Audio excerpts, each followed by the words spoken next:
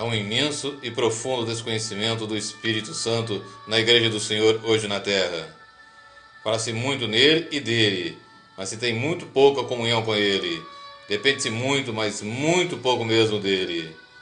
Usa-se muito o seu nome, mas a sua pessoa é por demais desconhecida, inclusive dos cristãos.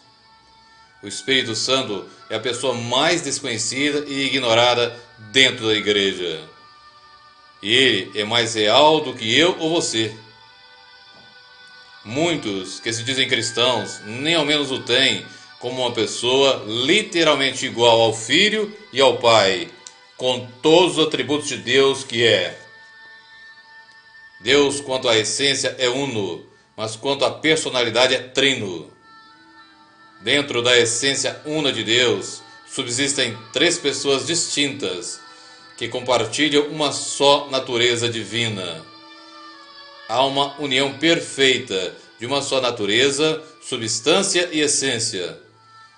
O Deus único e verdadeiro existe numa tríade de três pessoas identificáveis, distintas, mas não separadas.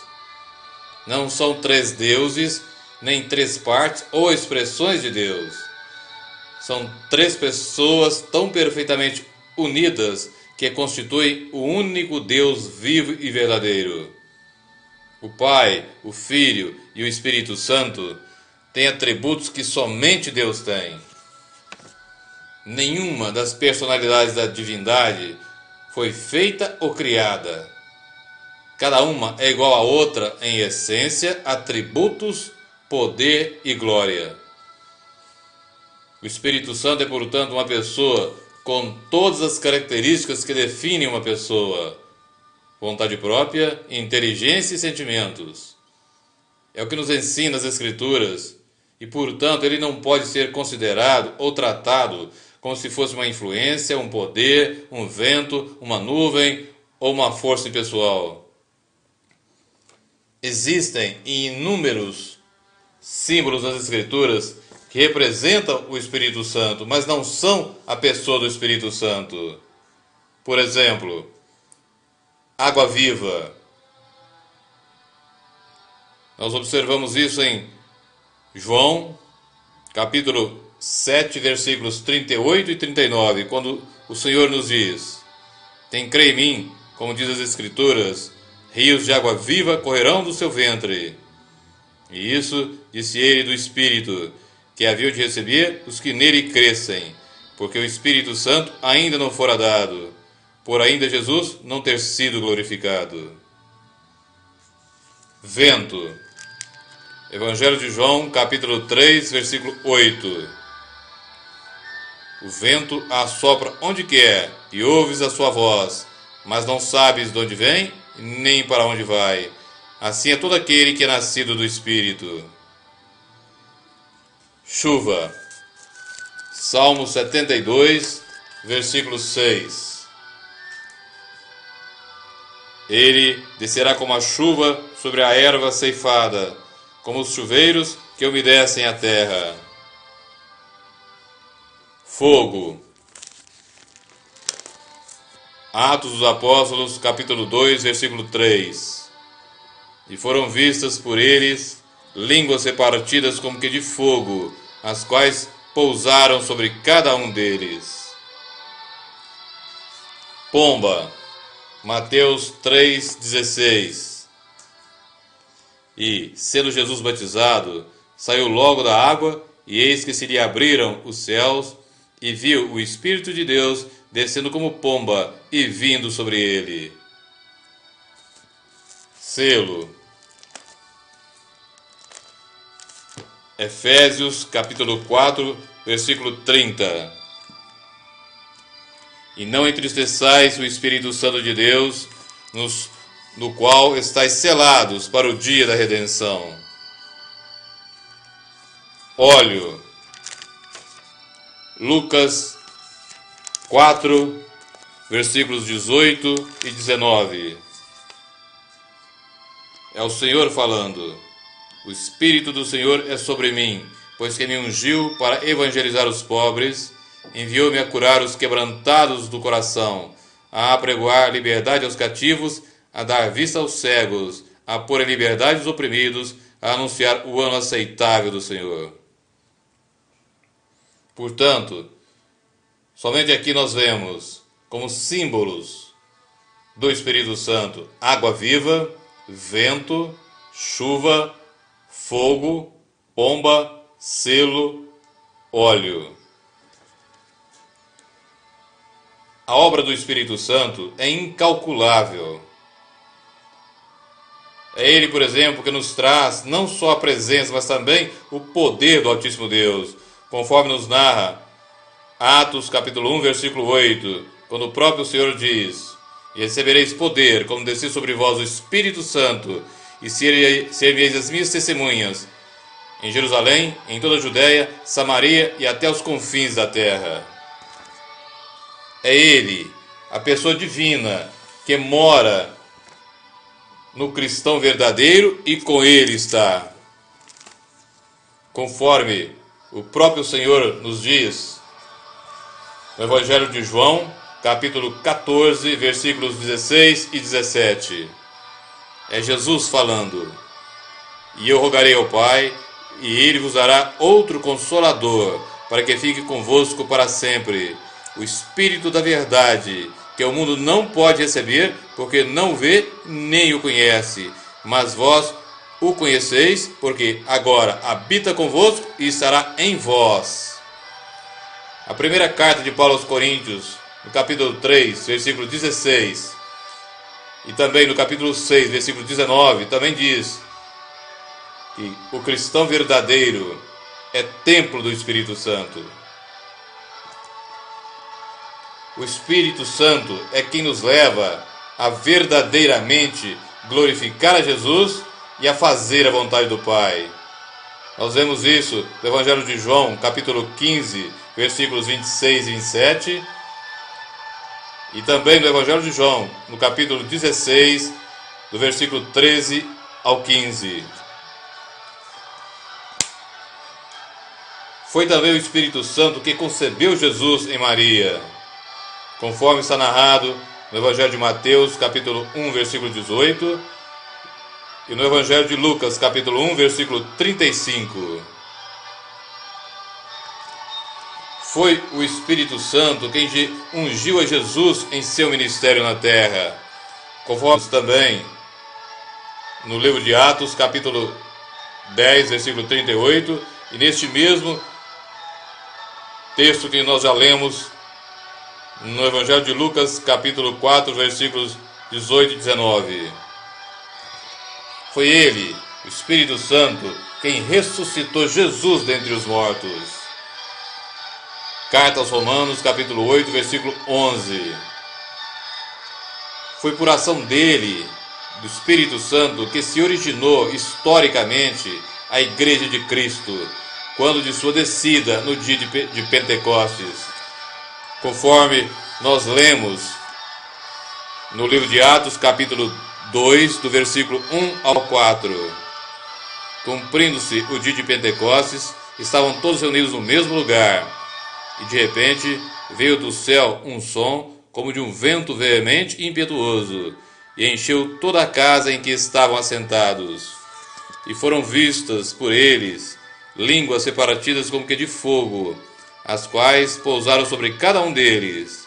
E todos foram cheios do Espírito Santo, e começaram a falar em outras línguas, conforme o Espírito Santo lhes concedia que falassem.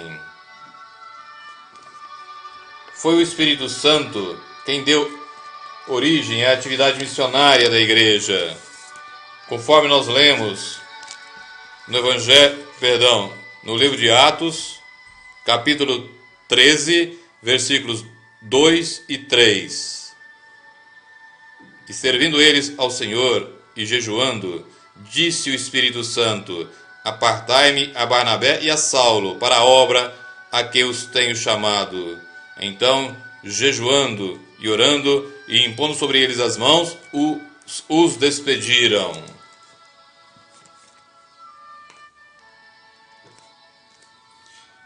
É o Espírito Santo o autor divino das Sagradas Escrituras. E nós podemos constatar isso na segunda carta de Pedro, capítulo 1, versículos 20 e 21. 2 Pedro, capítulo 1, versículos 20 e 21. É também o Espírito Santo que convence o mundo do pecado, do juízo e da justiça. Como nos narra o Evangelho de João, capítulo 16, do versículo 8 ao 11, quando nós lemos: E quando ele vier, convencerá o mundo do pecado, e da justiça e do juízo. Do pecado, porque não crê em mim. Da justiça, porque vou para meu Pai, e não me vereis mais. E do juízo, porque já o príncipe deste mundo está julgado. É através dele que ocorre o novo nascimento, a regeneração. Evangelho de João, capítulo 3, do versículo de número 3 ao 6. João 3, do versículo 3 ao 6. É Jesus tendo a conversa com Nicodemos e lhe ensinando a respeito do novo nascimento, da regeneração. Jesus respondeu e disse-lhe: na verdade te digo que aquele que não nascer de novo não pode ver o reino de Deus. Disse-lhe Nicodemos: como pode um homem nascer sendo velho? Porventura, pode tornar a entrar no ventre de sua mãe e nascer? Jesus respondeu: na verdade te digo que aquele que não nascer da água e do Espírito não pode entrar no reino de Deus. O que é nascido da carne é carne, o que é nascido do Espírito é Espírito. É no Espírito Santo que o Senhor nos batiza, dotando-nos de sua autoridade para realizarmos a obra para a qual Ele nos chamou. Atos capítulo 1, versículo 5. Porque na verdade, é Jesus falando, porque na verdade João batizou com água, mas vós sereis batizados com o Espírito Santo não muito depois destes dias. É Ele, o Espírito Santo, quem distribui os dons espirituais segundo a sua soberania. Primeira carta de Paulo aos Coríntios, capítulo 12, versículo 11. Mas um só e o mesmo Espírito opera todas essas coisas, repartindo particularmente a cada um como quer. É também o Espírito Santo que nos ensina a orar e também a como orar, conforme nos narra a carta aos Romanos, capítulo 8, versículo de número 26. É o Espírito Santo quem nos capacita a lutar contra o pecado, contra Satanás, armados com a palavra, conforme nos narra a carta aos Efésios, capítulo 6, versículo 17. O Espírito Santo é quem nos capacita a falar em momentos difíceis, como nós vemos em Mateus capítulo 10, versículo 17 ao 20, e também em Marcos capítulo 13, versículo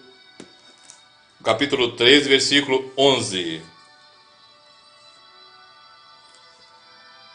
É Jesus falando: quando, pois, os conduzirem para vos entregarem, não estejais solícitos de antemão pelo que haveis de dizer, mas o que vos for dado naquela hora, isso falai, porque não sois vós os que falais, mas o Espírito Santo.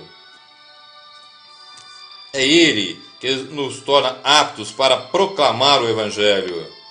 É através dele que o amor de Deus nos alcança, conforme está na carta aos Romanos, capítulo 5, versículo 5. Sem o Espírito Santo é impossível a santificação. É através do Espírito Santo que o Senhor se comunica conosco quando fala ao nosso coração. Todo o segredo de uma vida realmente cristã está em viver em contínua comunhão e total dependência do Espírito Santo. O Espírito Santo é o selo da salvação. É Ele que marca todo verdadeiro cristão como sendo propriedade exclusiva de Deus. E nós não podemos fazer absolutamente nada para o reino dos céus se não for mediante o poder do Espírito Santo. É o que o Senhor nos narra no profeta Zacarias, capítulo 4, versículo 6. Não por força ou não por violência, mas pelo meu Espírito, diz o Senhor dos Exércitos. Todo o segredo, eu repito mais uma vez, todo o segredo da vida cristã está em viver em contínua comunhão e dependência do Espírito. Faça isso e receba do Senhor toda a orientação necessária para que você possa crescer em graça, em sabedoria e ter em você a verdadeira fé que salva e que vem até você mediante um contínuo arrependimento, reconhecendo dia após dia que você é um pecador, mas que o Senhor Deus Todo-Poderoso te quer e quer fazer de você a cada dia uma nova criatura, mediante o poder imenso, incomensurável que Ele e somente Ele tem. Em nome de Jesus Cristo.